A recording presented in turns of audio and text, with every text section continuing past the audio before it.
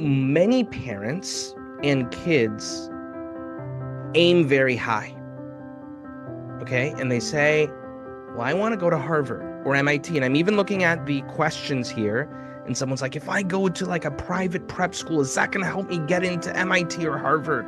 Or someone's like, can I get into Harvard without interest? Pause for a moment. How important is it to get into Harvard or MIT versus another place? Will people be successful even if they don't get into Harvard or MIT or Berkeley? Can you be successful if you don't go to college? Also, yes. Okay. And that's a big TikTok trend. That's something that people are ask me about increasingly, especially these days.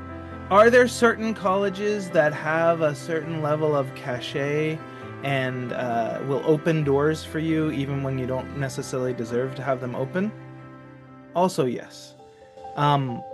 We call telling people that we went to Harvard they call it dropping the H-bomb. And I'll be honest, it's not earned, it's not fair, but it has a big impact on people, right? And so there are certain colleges, just a handful of them, Harvard, Yale, Stanford, Princeton, Oxford, Cambridge, right? There are a small handful of colleges that really, MIT, that really do carry this extra weight. And everyone wants to go to those colleges or other top 20 universities. One of the things, it's actually a book title, I didn't come up with this, but where you go is not who you'll be. Where you go is not who you'll be.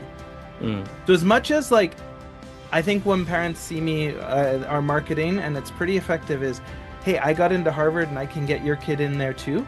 And that's true in some cases. We have done that, alhamdulillah. But you don't have to go to those schools. You want to, really what we work to do is to find the right fit school. Right? The school where your child can be the best version of themselves. Right. And part of fit is financial fit. Someone was asking, can I go to Harvard without interest? To be honest, it absolutely depends on your family's income. If you're fortunate enough to have low income or even medium income, and you're making $150K or less as a family, then you can go to Harvard for free, right? But if you're in the place where a lot of families are, where they're making a bit more than that, but they're not making enough to spend $100,000 a year, then Harvard's not going to give you much money, and sometimes the only option that people turn to is interest-based loans and things like that. So it's complicated. Yeah.